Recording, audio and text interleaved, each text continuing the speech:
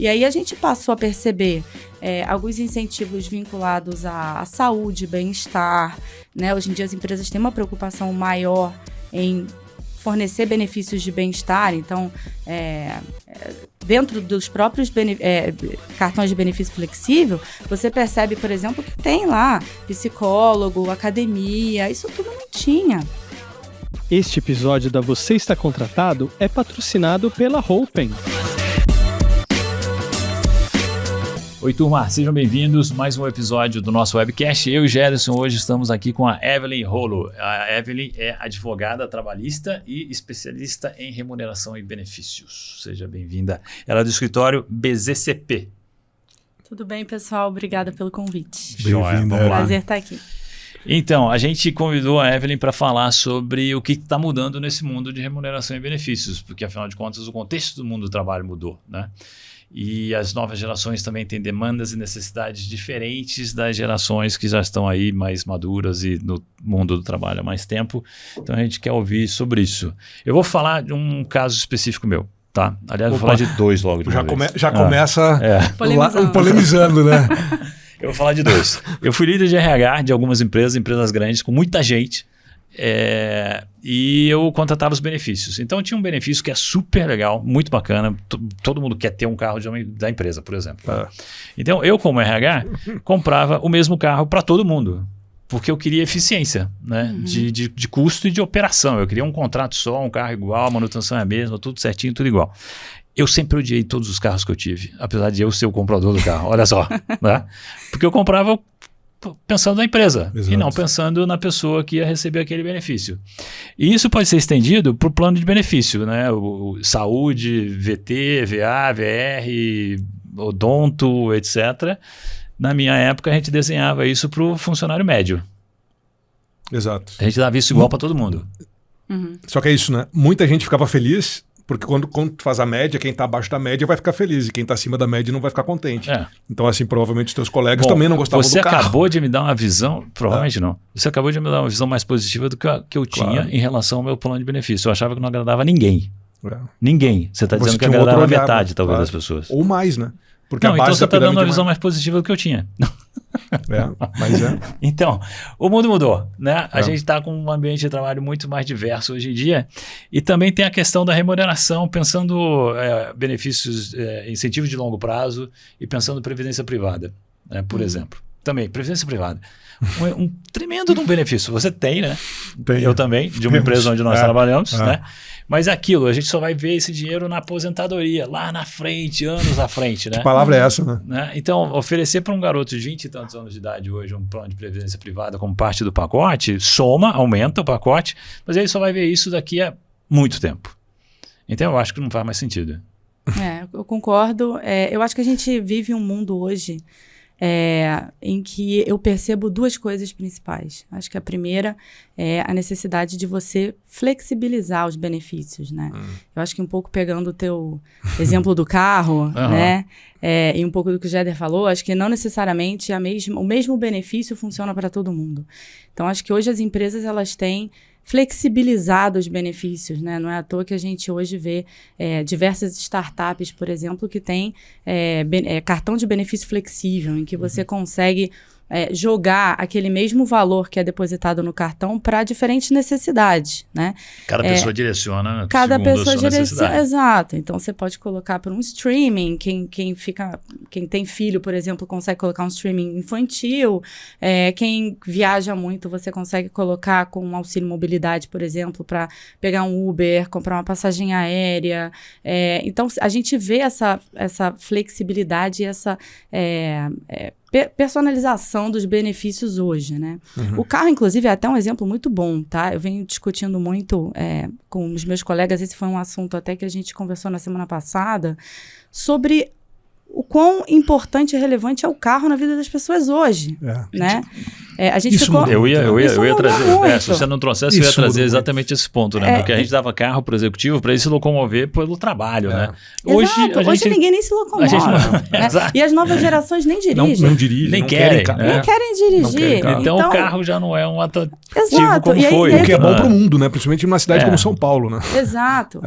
Então, por exemplo, esse auxílio mobilidade que a gente vê nesses cartões de benefício flexível é super valorizado. Aliás, eu conheço uma pessoa que não dirige, mas chegou num cargo que tinha direito a um automóvel da companhia. Ela disse que ela não queria o carro. A empresa deu o carro para ela não quer o carro está na garagem, o carro não sai da garagem. Olha só que coisa maluca. Exato. Eu acho que eu lembro disso, Marcelo. E teve um problema ainda, porque ela nem tinha garagem. E ela teve que ir atrás de um lugar para estacionar o carro que ela não queria ter. Ela teve que pagar uma garagem. Loucura. É só pelo fato de ter ali, porque é de graça, né? Tá no pacote, né? Deixa lá. E tem a política. E a empresa não sabe o que fazer. O mais bizarro disso é que a empresa não tomou atitude nenhuma e deu o carro. Ninguém perguntou se ele queria o carro, né? Você tinha o carro na garagem. Olha que belo benefício, né? Que malefício, né? Malefícios flexíveis. Exato. Então a gente teve esse olhar para o funcionário, né? Antes a gente tinha aqueles pacotes de benefícios em que a gente estendia para todo mundo, ou pelo menos para todo mundo dentro de uma categoria. E aí, no final das contas, a gente acabava tendo um desalinhamento de interesses entre o que a gente oferecia, né, e as necessidades do colaborador. Hoje a gente tem um olhar diferente, tá? Eu tenho até um caso bem peculiar de alguns clientes, né, que vão além, né? Então, quando eles fazem uma proposta de emprego, eles dão ao empregado a opcionalidade de escolher a forma de remuneração. Existem alguns riscos trabalhistas associados a isso, mas existem também algumas vantagens, né? Então, por exemplo, olha, você pode escolher se você quer receber 10 mil reais de salário fixo, stock options de 20 mil reais e o benefício XYZ, ou você pode receber um salário de 15 mil reais sem stock option. Então, você hoje tem essa flexibilização, inclusive no salário fixo, né? Então, se o empregado tem um viés um pouco mais de risco, né, e quer entrar no incentivo de longo prazo da companhia, acredita na companhia, ele pode escolher um pacote remuneratório mais agressivo. Agora, se eventualmente ele é uma pessoa mais conservadora e aquele dinheiro faz falta no dia a dia, ele pode escolher um pacote remuneratório mais conservador. Né? Então, a gente vê muito isso hoje, essa tendência de mercado. Tá? Mas a gente está personalizando, né, o relacionamento com a empresa. Assim, da mesma maneira que você não vai trabalhar a tua vida inteira numa mesma empresa, poder negociar e combinar a maneira que você vai ser remunerado, eu gosto, eu acho bem interessante. E eu tenderia para o risco. Mesmo sabendo que é o curto prazo? Eu preferiria Eu tô voltando atrás no tempo, né? Tô pensando mais jovem também, né? Sim.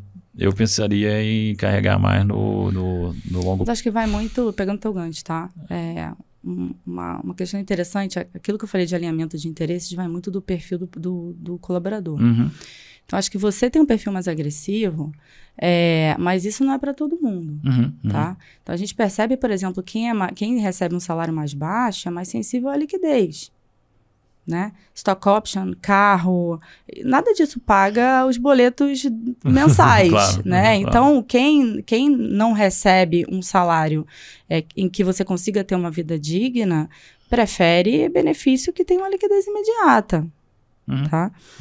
Então, não é à toa que a gente percebe que hoje, antigamente todo mundo, por exemplo, dava stock option, desde do empregado mais simples até o CEO da empresa, achando que isso ia criar um incentivo, vínculo, não só um vínculo maior, mas uma sensação de dono. Né? De pertencimento. E talvez mais produtividade, mais compromisso com a companhia. Exato. E isso não acontece com todo mundo. Certo. Então, hoje o mercado percebeu que isso não é alinhamento de interesses, né? Você dá para todo mundo, não cria o sentimento de dono.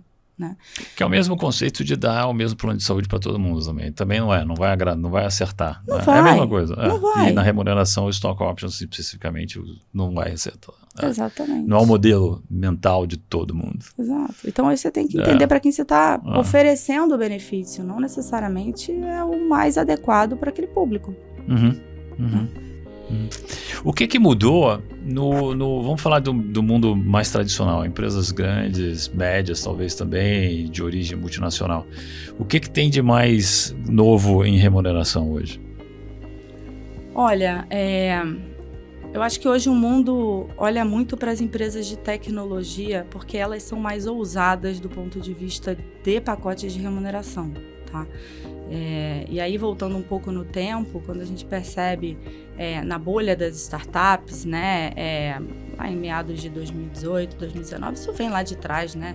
Desde os anos 2000, a gente teve 2 bolhas, a gente teve a segunda bolha que a gente está vivendo agora, o estouro dessa bolha, mas essas empresas de tecnologia impulsionaram inovações na área de remuneração. E aí a gente vê, por exemplo... Primeiro, por que elas impulsionaram? De onde vem a demanda? Eu vou dar 2 palpites aqui. Primeiro, são as novas gerações com necessidades e aspirações diferentes, né? Querendo coisas diferentes. E segundo, é a dificuldade dessas empresas terem caixa suficiente para pagar para todo mundo. E aí tem que ser mais criativo. E aí você tem a concorrência, né? Dessas empresas com as big techs, que têm dinheiro e que são inovadoras. E a gente tem a questão geracional, com certeza.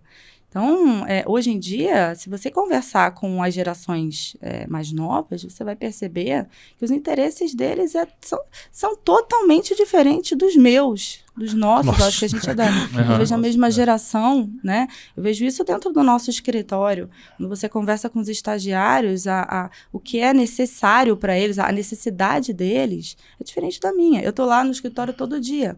Eles não querem ir ao escritório todo dia. E tudo bem, é uma visão diferente de mundo, é uma visão diferente do que você quer para você. Então, hoje, as empresas, e aí voltando um pouco à tua pergunta, com essa bolha das startups, esse aliciamento dos empregados por empresas estrangeiras que pagam em euro e pagam em dólar, as big techs, as empresas no Brasil tiveram que se reinventar para poder continuar atraindo e retendo pessoas, né?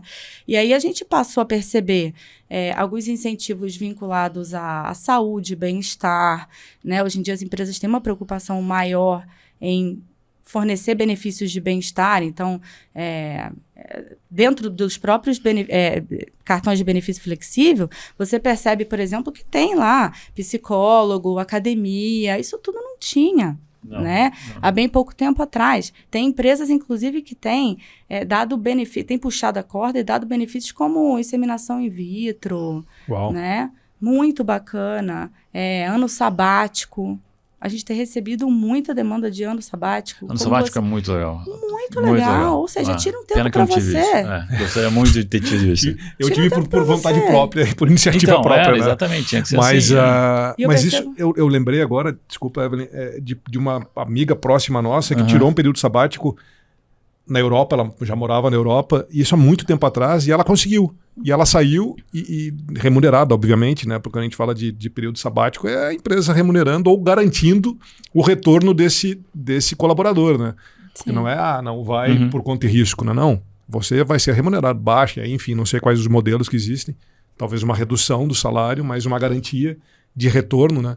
Isso é fantástico para essa geração, principalmente, deve ser uma coisa... Legal. É um reconhecimento de um trabalho de algum tempo. Você tem alguns requisitos, né? Você não vai chegar... Tem até um caso interessante em que a empresa tem uma política global, é uma empresa global, tem uma política de ano sabático. Né? Não é ano sabático, período sabático. E que você pode tirar a qualquer momento. Né? É super legal. Mas aí, quando um brasileiro quis tirar, aqui no Brasil, a gerência reclamou. Disse, não, peraí, essa pessoa está aqui há 6 meses, por que ela quer tirar um ano sabático? Mal conheço, né? Então, mas as inovações dentro desse mundo de remuneração, ela é muito bem-vinda, mas no Brasil ela precisa de algumas adaptações. Né? O ano sabático... Não, é uma questão cultural. Mas por que o sabático, né? O sabático vem da agricultura, né? De revezamento de terrenos onde você está cultivando algo e tem um período lá, tem um ano onde em uma determinada terra não se cultiva nada para essa terra descansar, né? E criar lá os nutrientes todos necessários. No mundo acadêmico também existe o sabático, que o professor está lá dando aula e pesquisando, e ele, em determinado momento, ele não é que ele ele vai se dedicar totalmente à pesquisa e aprender coisas novas e diferentes. Então, é esse o benefício que eu vejo para o profissional de uma empresa agora, também, né? Eu tô rindo aqui, mas não com 6 meses de empresa, né? Com 6 meses você não cansou a terra para poder sair, né? Então, espera um pouco mais. Para nós aqui parece estranho. Mas a política permitia isso. Então, claro. Não, mas o Marcelo tocou num ponto que parece brincadeira, mas não é. Para nós. 6 meses para essa nova geração talvez seja diferente do que os nossos 6 meses. Exato, né? é diferente. Então, em 6 meses, eles já sabem. Mas se estava na política, o ponto é esse. Né? Se está na política, não tem o que... É uma política global, de novo. Mexa na política, em vez de fazer as exceções. Exato. Exato. Então, mas é muito interessante. O que mais que aparece de diferente aí? Então, e você falou de cuidados com a saúde e também tem a novidade do cuidado remoto com a saúde também, né? As terapias online, etc. Então também tem a novidade aí. A gente reparou que questões relacionadas à saúde mental aumentaram muito com home office, né, e com trabalho híbrido. E esse é um dos motivos que fizeram as empresas solicitarem um retorno dos empregados. Para o escritório. Não só para o bem-estar, você ter um modelo híbrido, mas vir ao escritório por uma questão de cultura, né, eu acho que isso é um ponto importante também, mas porque as pessoas estavam enlouquecendo dentro de casa. Sociabilidade, né? Traz a pessoa para um convívio social, né? Exato. Então, a tendência agora é um retorno híbrido ao presencial para a gente conseguir fazer um balance entre o modelo presencial, né, e o modelo home office para que você consiga ter qualidade de vida, mas também interação social dentro da empresa onde você trabalha, né? As empresas estavam perdendo muita cultura também com todo mundo em home office. A cultura de uma empresa anywhere office, o que é uma empresa anywhere office? Você pode trabalhar em qualquer lugar, de qualquer lugar, né? E muita gente sabia trabalhar com isso, mas muita gente não. Principalmente as pessoas da geração anterior, que vieram de um modelo totalmente presencial e, de repente, foram obrigadas a entrar no home office. E, né? tem gente que não quer, e tem gente que não pode trabalhar de qualquer lugar. Exato. Porque não tem o conforto necessário dentro de casa. Né? Eu sou um caso clássico disso, né? Eu precisei, na época que a gente estava recluso, eu precisei me colocar numa mesa de 80 centímetros, eu lembro até hoje, porque eu comprei na internet a mesa, coloquei ela dentro do meu quarto e lá fiquei. Durante anos, né? Olhando para a parede, literalmente olhando para a parede, com 2 bebês em casa. Então, quando houve a possibilidade de retornar ao escritório, eu fui a primeira. Eu sou sempre a primeira, né? Mas eu acho que isso é perfil. Apesar de eu gostar do trabalho presencial e entender como é importante o trabalho presencial, eu acho, por outro lado, que existe uma qualidade de vida no trabalho em home office. Então, o estilo, modelo híbrido é uma grande inovação. Para mim, eu acho que foi a grande revolução no mercado de trabalho, uma das, e que hoje as empresas têm explorado fortemente, tá? Até como um salário intangível. Né? Que também é algo que as empresas têm se preocupado demais. Hoje em dia, ninguém quer só salário. Né? As pessoas querem salário, qualidade de vida, querem equilíbrio. Formato de trabalho, tem muita gente que não topa, né? Se não tem no mínimo híbrido, não quer saber de 100% presencial. Exato. Então isso está tudo embutido, né? Isso passa muito até pela forma de contratação. CLT, PJ.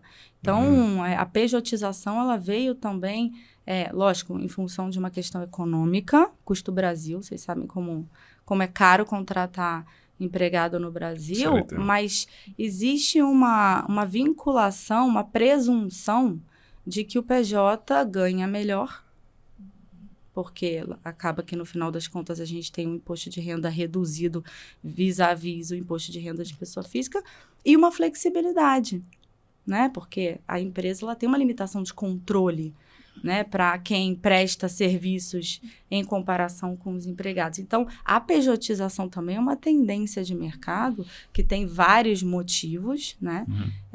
Mas também essa necessidade de flexibilização. E isso vem dos trabalhadores mesmo, né? Preferem esse modelo, querem esse modelo, porque percebem mais autonomia. A gente tem os dois cenários, tá? A gente tem o cenário em que a empresa impõe, e aí sim é uma questão econômica exclusiva da empresa. E a gente tem cenários em que o empregado prefere, principalmente empregados de tecnologia. A gente tem um segmento de tecnologia em que não aceita mais o modelo CLT. Mas isso vem há muito tempo, né? Não é de agora, né? Em tecnologia, Em tecnologia, né? O formato era diferente, né? Eu acho que vem de uma coisa legal, assim, desse pessoal se perceber mais autônomo, mais independente e querer trabalhar dessa maneira. E querer trabalhar em mais de um lugar também, né? Tem isso, né? Tipo assim, eu não quero ficar prestando serviço só para uma empresa. Eu quero fazer mais coisas. Né? Trabalhar para fora do Brasil, eu acho bem legal. E isso acho que também é uma tendência forte hoje em dia, né? Das pessoas não quererem estarem vinculadas a um único empregador, né? Sim. Eu não sei se vocês percebem isso, me dá essa impressão das pessoas quererem fazer mais de uma coisa ao mesmo tempo e trabalhar para mais de um lugar e trabalhar em horários também flexíveis. Né? Então isso também acho que... Isso é incompatível com o trabalho CLT. É incompatível com o trabalho CLT. Né? Você tem jornada de trabalho, você tem cumprir limitações legais. Do mesmo jeito que a gente falou que os benefícios não funcionam para todo mundo de forma igualmente, assim, o horário de trabalho também não. Por que todo mundo tem que trabalhar de 8 às 5 ou de 9 às 6 ou nesse horário dito comercial? Por que eu não parar para almoçar ao meio-dia? Né? Quero almoçar às 2 da tarde, como se faz na Europa, na Espanha, né, por exemplo. Quero ter 2 horas de almoço, não só uma. Às 4, de 2 às 5, 3 horas e depois volta e fica até 9 da noite. É outro esquema completamente diferente, né? E eu gosto de trabalhar de manhã cedo, né? O Gerson também. E eu gosto de trabalhar de madrugada. Olha aí. Por que a gente tem que trabalhar os 3 às 9 horas da manhã? Exato. Nem é eficiente. Não. Se perde muito nisso. Mas também tem que chegar num modelo que atenda ao negócio, né? Exato. Porque assim, se você gosta de trabalhar de madrugada e a gente gosta de trabalhar na madrugada acordando e não dormindo... Né? O que você está trazendo de cultura tem a ver com cultura também. Buscando especialistas em gestão de pessoas focados em desenvolver profissionais e equipes, encontre na Hopen soluções ágeis e personalizadas em recursos humanos e departamento pessoal para impulsionar o seu negócio. Conhecimento e tecnologia para resultados práticos que transformam a sua empresa. Hopen, onde a performance encontra a inovação. Você falou um pouco da flexibilização de benefícios já aí. E o que tem de remuneração mesmo, assim, de diferente, de cash? O que estão fazendo de diferente? O que o movimento, então, falando de tecnologia e startups, o que esse pessoal está trazendo de novidade? Bom, vamos lá. A gente no boom da bolha, né, das startups, a gente tinha aquela necessidade de trazer bons profissionais para empresas com pouco caixa, né? E as empresas começaram a ser mais criativas para conseguir trazer empregados das big techs, né, ou de empresas de economia real que tem muito caixa, para as novas startups. E aí a forma de se fazer isso foi pagando um salário mais baixo exatamente por conta do caixa e oferecendo incentivos de longo prazo como stock options, por exemplo. Por que a stock option e não outros tipos de incentivo de longo prazo acabou sendo o mais utilizado pelas empresas que a gente chama de early stage, que são aquelas empresas iniciais, né, que estão começando? O stock option é o direito de, no futuro, adquirir um pedaço da empresa a um preço já fixado hoje. Isso. E o pensamento a empresa vai crescer muito e esse valor lá na frente vai ser muito maior e eu vou comprar mais barato, obviamente, e aí já tem um lucro de imediato. Exato. Você cresce com o crescimento da empresa. Então, quanto maior for o valuation da empresa e quanto maior número de opções você tiver, mais dinheiro você ganha. né? Então é o seguinte, vamos juntos trabalhar para o crescimento da companhia. É a sensação de dono que eu estava comentando com vocês. Então as empresas começaram a outorgar opções de compra de ações dentro de planos de stock option. Na bolha da pandemia, das startups, das a bolha das startups. a gente teve um crescimento muito grande desse tipo de incentivo, tá? Porque você não mexe no caixa. Quando você outorga a opção, você outorga de graça. Aquilo nada mais é do que uma promessa que no futuro você vai poder adquirir essas ações a um preço interessante. Que pode dar certo ou não, né? Que pode dar certo ou não. Só que quando o mercado está em crescimento e aquecido, Claro. você tem uma confiança de que aquela empresa vai crescer e que você vai lucrar com valuation muito maior. Uhum. Quando essa bolha estoura de alguma maneira e as empresas acabam passando por down rounds, ou seja, investimentos menores ao longo do tempo e uma desvalorização, esse incentivo acaba não sendo tão interessante.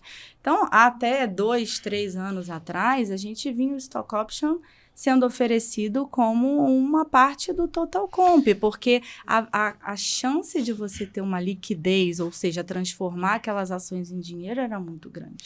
Né? Então, espera aí que vamos separar em duas coisas, então. Porque tem o risco da empresa, a empresa não cumprir a promessa de crescimento, mas também tem um risco sistêmico, que é o ambiente maior de negócios, que pode ou não incentivar o movimento mais conjunto das empresas, né? Então, na hora que você fala de estouro de bolha, é o risco sistêmico que se materializou. Tinha muito dinheiro indo para startups e, num determinado momento, parou. Exato. E aí, na hora que você precisa de mais dinheiro, você vai para um down round, você vai num valuation menor, porque senão você não consegue trazer dinheiro. Exatamente. Então, tem dois componentes. Tem um componente de empresa e tem um componente sistêmico. Exatamente. Né? Isso tudo é risco. Né? Então, no final das contas, assim, o que a gente teve de inovação, né? A gente teve um boom de incentivos de longo prazo por conta desse cenário, e depois a gente teve uma repaginação dos benefícios quando essa bolha estourou, porque ele passou a não ser tão valorizado por todo mundo, né? E aí a gente teve uma mudança de perfil de colaboradores, de participantes desse plano ao longo do tempo. Então, antes, como eu disse a vocês, né, a gente tinha stock option para todo mundo, hoje a gente tem stock option para quem entende, valoriza e consegue ver vantagens em ter um incentivo de longo prazo. E topa correr o risco.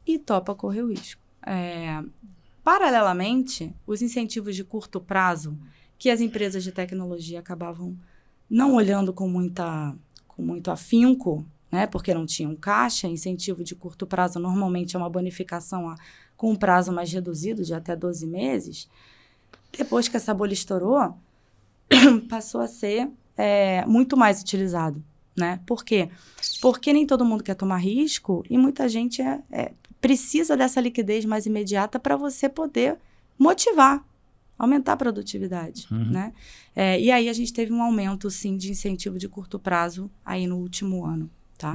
Então, hoje, o que a gente percebe é um equilíbrio entre incentivo de curto prazo e incentivo de longo prazo, benefícios flexíveis dentro daquela linha de entender o que é importante para o colaborador, né? E algumas empresas vão além.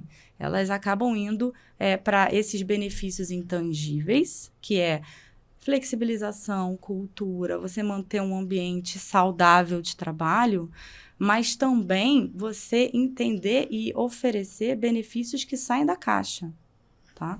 Como, por exemplo, o ano sabático, que hoje é super valorizado. Licença maternidade de 1 ano, né, que já é muito aplicado hoje em alguns países da Europa.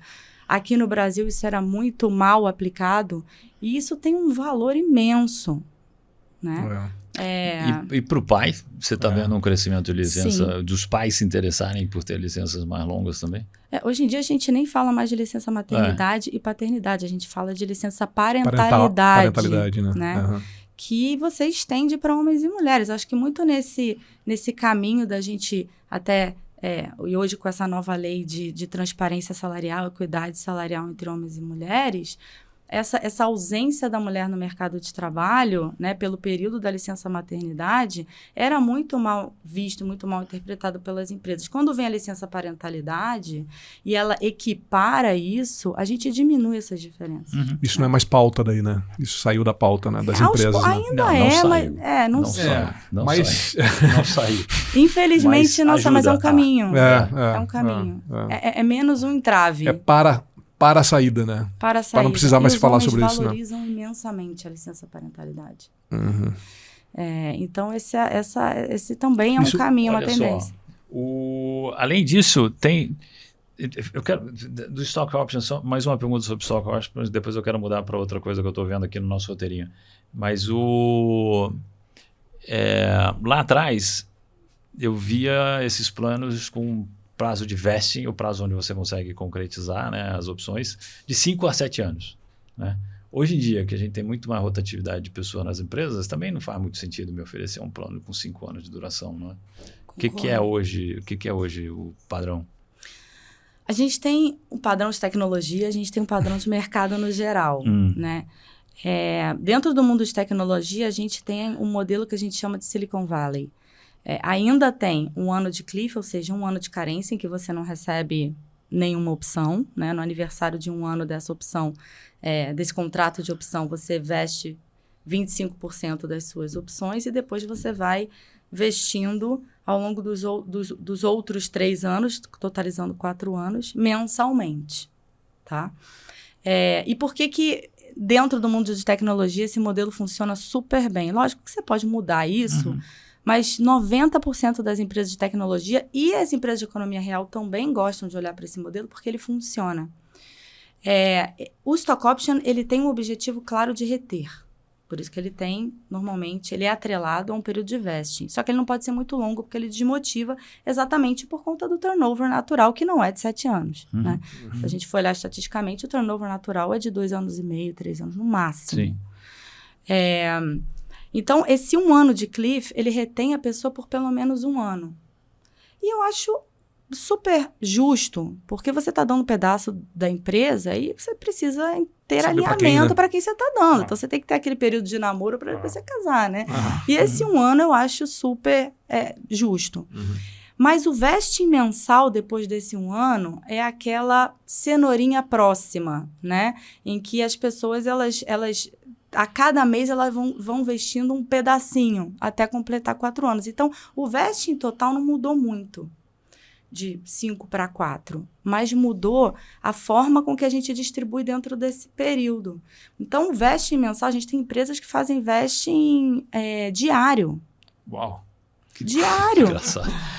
Né? Benefício de longo prazo com vesting diário. Com vesting diário. Ou seja... Vai dormir quando acordar no dia seguinte. Quando acordar vai estar um pouquinho melhor, né? Vai estar um pouquinho melhor. Mas eu não posso citar nomes de empresa, né? Mas é uma empresa que abriu capital há não muito tempo atrás. Sim. Né? E pessoas ficaram milionárias com isso, né? Mas a gente teve, por exemplo... É uma maneira de buscar novos modelos, né? Vamos testar, né? Exato, de buscar novos modelos. Então, eu concordo com você. A gente teve uma mudança de mentalidade, porque hoje a gente vive num mundo muito imediatista. E as empresas, elas têm... aliciado pessoas, a gente teve até um aumento do não-compete, né? Ou seja, daqueles períodos de não competição pós-contratual por conta desse aliciamento, todo mundo aliciando empregados de empresas concorrentes. Então, esse vesting isso eu acho uma das maiores mudanças do mundo atual, assim, eu acho isso. Porque essa conversa se tinha para um nível X de uma organização. Que conversa? Diretoria. Essa de não compete, de stock option, falava com nível de diretoria, né? Não era... E agora, você é um analista, você é um influenciador digital, assim, com todo respeito, mas você é entrante de uma organização e já recebe tudo isso.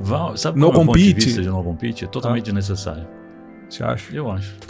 Independente da posição que a pessoa está, assim, cara, deve ter, contar nos dedos quem precisaria de não compete.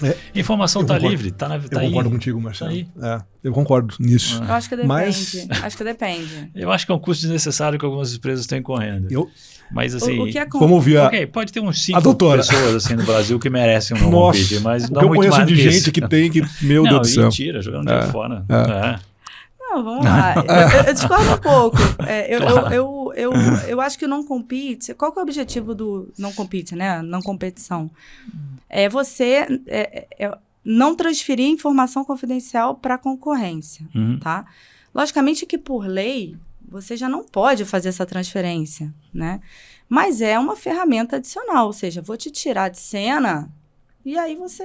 vai ter que se calar à força, né? Porque você não vai poder ir para a concorrência. Ou seja, ainda que você vá trabalhar em outro lugar, essa informação que você obteve comigo, ela é totalmente inútil, porque você saiu do mercado daquele segmento. Existe uma tendência hoje das empresas quererem inserir cláusulas de não concorrência pós-contratual para todo mundo. Aí eu concordo com você. Não é todo mundo que tem informação confidencial. Abuso. E tem muitas empresas que também não querem pagar indenizar o empregado pelo não compete. Aí também está errado. Né? Do ponto de vista legal, a Justiça do Trabalho já entendeu que isso é ilegal. Você precisa indenizar, porque o empregado vai ter uma dificuldade maior de se recolocar. Claro. Principalmente quem veio daquele segmento desde sempre. Claro. Né? Mas aí, eu não acho que ele seja inútil ou pouco eficiente para todo mundo. Eu acho que existem empregados... colaboradores que, de fato, obtêm informação confidencial e quando são transferidos, quando deixam um trabalho e começam outro, ele leva uma expertise que está muito atrelada ao conhecimento técnico que ele adquiriu na empresa anterior. E existe, sim, um perigo de transferência de informação confidencial, ainda que inconsciente, tá? Então, eu vejo isso como algo importante para alguns colaboradores. E aí, o que eu acho que funciona bem? Você inserir, para essas empresas que gostam de colocar para todo mundo, e veja, eu acho que você pode colocar para todo mundo e, eventualmente, inserir uma cláusula dizendo, olha, ao final da nossa relação contratual, a gente pode avaliar. Se eu quiser exercer, eu vou te pagar. E aí eu te aviso. Legal. Tem 15 dias para exercer 15 dias, 30 dias para te notificar de que eu quero exercer, para tomar a decisão, e eu vou te indenizar. Né? Mas não é para todo mundo. Mas sem dúvida tem que ser indenizado, né? Pelo amor de Deus. Eu também acho. Deixa eu trazer outro ponto, então. Falando de startups, o mundo de startups, né? É uma startup, é uma empresa de tecnologia de alto risco, está tentando capturar uma oportunidade e não tem cash flow e por muito tempo não vai ter nem lucro, né? Ela vai se financiar com investimento anjo e depois as rodadas, etc., que vem com gente mais profissional botando dinheiro. Então, como é que elas se adaptam a pagamento de bônus? Eu estou pensando de incentivo de curto prazo mesmo, né? Bonificações, comissões, né? Em dinheiro, que normalmente são cash. Como é que uma empresa consegue viver esse mundo aí? Não tem lucro, mas como é que eu dou bônus? Você não precisa necessariamente ter lucro para bonificar, né? Então, você pode distribuir dinheiro que não seja de lucro, né? Então, o que as empresas early stage, são essas empresas iniciais, a gente vê menos incentivo de curto prazo exatamente porque elas são mais sensíveis à caixa. Não tem dinheiro, né? Então, elas vendem sonho. Né? O que é o sonho? O sonho é a empresa valorizar, ser grande, lá na frente você ganhar dinheiro, mas ela não tem um gasto inicial. Mas assim que as empresas se capitalizam e saem daquele momento crítico, né, que a gente chama de vala, né, em que ela pode dar certo ou pode dar errado, assim que elas saem disso, elas olham para o incentivo de curto prazo como uma forma de atração e retenção e aumento de produtividade imediata, tá? Com exceção do time de vendas. Vendas precisa ter um incentivo de curto prazo vinculado às vendas diretamente, porque senão você não consegue atrair ninguém de vendas. O público de vendas é bem específico. Então, você realmente precisa ter esse chamariz inicial. Agora, para os outros empregados, aí a gente vê logo depois desse momento de vala, né, a gente acaba vendo outros incentivos como bônus de retenção, bônus de performance, Phantom Shares, eu não sei se vocês conhecem esse termo, mas Explica pra gente. a gente tem utilizado muito esse mecanismo que pode ser de curto ou pode ser de longo prazo. O que é o Phantom Share? É um bônus em dinheiro vinculado, indexado ao valor da ação da cota da companhia, né? Então, olha, se você, que pode também ser atrelado à performance e à retenção. Então, por exemplo, você chega no final de 2025, se você ainda estiver aqui e a gente tiver batido as metas A, B e C, você receberá a diferença de valuation da companhia entre a data de hoje e a data lá na frente versus o número de Phantom Shares que eu vou te conceder. Então, olha, eu vou te conceder 100 unidades de Phantom Share se tudo isso acontecer. E aí chega lá na frente, você multiplica. Uma unidade de Phantom Share normalmente equivale a uma ação virtual. Então, você ganha uma bonificação correspondente ao valor da cota, a diferença da cota naquele momento. É uma simulação da apreciação do preço da ação. Mas interessante, né? Porque fica claro, transparente, eu acho, entre as partes, né? Tanto para a empresa quanto para o colaborador. O valor é esse. Pum, a fotografia no momento é esta. A empresa ela precisa abrir a o valuation, né? Nem todo mundo quer abrir essa informação para o colaborador, mas é uma condição importante para você dar incentivos de longo prazo vinculados a ações. Mas pode ou não ser cash out, mas você precisa estar Se for informação. o caso de não querer revelar a valuation, trabalha o bônus de performance, então. Né? Exato. Olha, se você performar, você entregar XYZ, eu vou te dar um valor X. Né? Isso é muito comum em empresas de economia real, muito valorizado, e isso tem, de um modo geral, também se transferido para empresas de tecnologia, só que elas precisam ter caixa. Né? Então, isso é um ambiente obviamente complexo, né? Outro dia alguém me perguntou se o founder precisava saber disso tudo, conhecer isso tudo. E a resposta é não, né? Assim como ele não precisa saber de tudo que está acontecendo na empresa dele, ele tem que ter pessoas que ou ajudam. Ou colaboradores ou assessores, né? Pessoas externas que vão trazer essa informação, esse conhecimento. Mas minimamente tem que saber como funciona isso, né? Porque no começo... ele está sozinho, né? Então, às vezes eles cometem algumas atrocidades exatamente porque eles não têm alguém de RH, não tem caixa para contratar uma consultoria jurídica ou de RH. Então, eles pesam na mão ou na concessão de opções, ou às vezes estão oferecendo ações mesmo, de verdade. Ações de verdade, sem o que a gente chama de preço de exercício, e aí eles aumentam o risco trabalhista e tributário disso, porque quando você não cobra nada do empregado pelas ações num plano de stock option, aquilo tem natureza remuneratória. Então, acho que um conhecimento mínimo é importante para esse pontapé inicial. E senão ele pode estar gerando problemas futuros de fluxo de caixa ou até dificuldades com futuros investidores também, né? Exato. Investidores institucionais fazem due diligence. E aquilo passivo, né? Cria passivo. Né? E aquilo mexe no valuation da companhia. Quanto maior o seu passivo, mais você joga para baixo o valor da companhia. E aí uma coisa interessante que eu percebi também é a valorização dos profissionais de RH. Nos últimos anos, principalmente depois que essa bolha estourou. Porque hoje, a gente teve, né, nos últimos 2 anos, uma onda de layoff importante. Sim. Né? Nesse mundo de tech e das startups. Das startups. Empresas que não conseguiam mais levantar dinheiro, começaram a mandar pessoas embora. Até empresas que tinham dinheiro com o medo do mercado, começaram a mandar pessoas embora. E a folha de pagamento, que é um dos maiores custos de uma empresa, foi a primeira impactada, né, para você poder melhorar um pouco a margem. E viu-se a necessidade de você ter uma otimização da folha de pagamento, né, uma eficiência da folha de pagamento. Aumento de produtividade de quem ficou, né, e otimização da folha. E aí, quem que consegue ajudar com isso? É o profissional de RH. Sim, claro. Então, sai mais barato você ter um bom profissional de RH para otimizar a sua folha do que você ter uma folha de pagamento inchada. Então, hoje, depois dessa onda de layoff, agora deu uma melhorada, tá?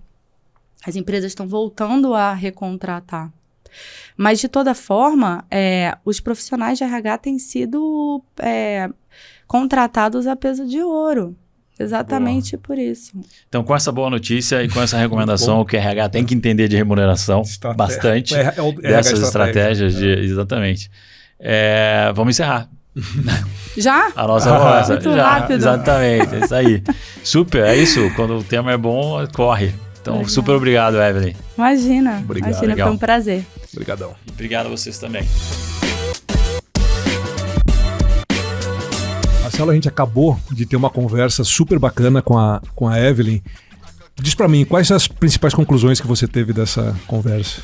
O mundo está mudando, e está mudando rapidamente, está mudando no sentido de individualizar a oferta de trabalho, assim, o contrato de trabalho, o modelo de trabalho e a remuneração e benefícios. Quase que individualizar. As empresas estão precisando pensar em características pessoais para realmente oferecer algo que faça sentido para cada indivíduo com que ela está trabalhando naquele momento. E isso vai continuar evoluindo e continuar mudando ao longo da vida da empresa e ao longo da vida da pessoa também. É essa a conclusão que eu chego, assim.